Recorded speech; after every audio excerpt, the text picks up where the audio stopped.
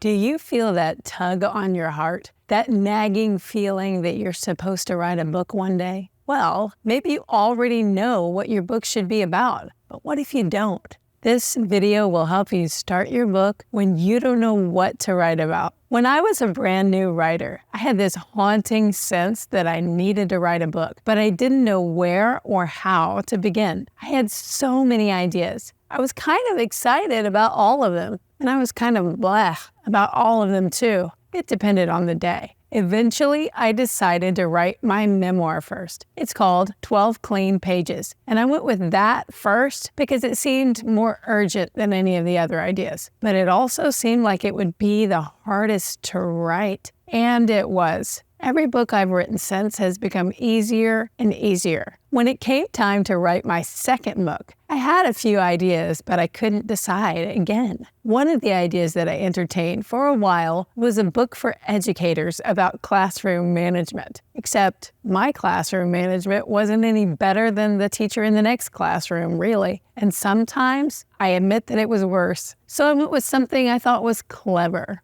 I decided to write a book called Goal Miners. No, I did not say gold miners. I said goal miners, as in kids that go after big accomplishments. I know, it's pretty corny. Like I said, I was a classroom teacher then, and I loved helping my fifth graders set goals. And this idea just kind of bubbled forth. Again, I thought it was clever. Heads up, clever almost never works because it pleases the author herself, not the reader. But still, I had a full book proposal, and with lots of cute chapter names and summaries, I was sure it was a go. But after an entire year of working with my literary agent to refine the book proposal to submit to traditional publishers, I could honestly tell that he hated it. And by then, I hated it too. I wrote him an email and I said, "Do you really want to see the book I would write if I could write anything I wanted?" He said, "Sure." I'm pretty sure this was the last straw moment. And if I hadn't come up with something fresh, he would have been peace out on me and my book dreams. I worked hard that weekend and I sent him a book proposal for another book for Christians in need of hope during hard times.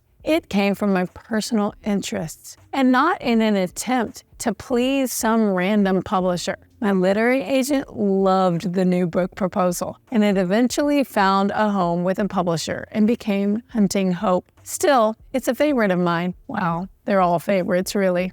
After that second book, every single book has been created from the seed of an idea that was already there. I've not had that ongoing struggle that I had with my first two. But I still remember what it feels like to be where you are right now. And here are 5 things that I tried that will help you zero in on your book topic. First, pray and ask the Holy Spirit. Often you feel a strong desire to write a book because He wants you to write a book. And if you spend time intentionally seeking Him in fasting and prayer, He may tell you what that book really needs to be. I remember pulling away in a hotel room for one night, just a couple of times over the years, to focus in prayer for this very reason. Honestly, sometimes I didn't hear a clear word, but more than once I did.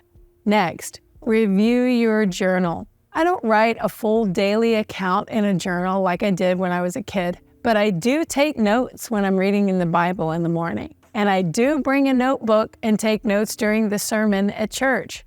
More often than not, reviewing these journals and notebooks give me seed ideas for books. Just like I said about the book proposal for Hunting Hope, it was born from my personal interest. It actually came from my spiritual thoughts in my journal. One time I heard Beth Moore say that she finds her next book topic that same way. If she can't stop thinking about what she's been reading in the Bible, then she speaks about it publicly. And if she can't stop thinking about it after she speaks about it, she decides to write a book about it. Next, think about your ideal reader. What kind of person can you imagine writing a book for? Start thinking about them and asking yourself what they need. Remember when I said I was a teacher wanting to write for other teachers? And so I came up with ideas for a book about classroom management and a book about helping kids set goals. That was because I thought about my ideal reader and what she would want to read a book about. Then, play around. Action creates clarity, but inaction creates confusion. The more you sit and just think without doing anything, the more you will stay stuck, spinning in indecision. So go play around. Get some words on paper. Let yourself feel light and non-committal. Just jot down some ideas on a legal pad. A legal pad is my favorite place to collect ideas. I'll use different pages to group together ideas that are similar. Then I review page after page and see what concept shows up. You don't have to make sense of it, just get the ideas out. I always tell my book coaching clients, if you collect the dots, God will connect the dots.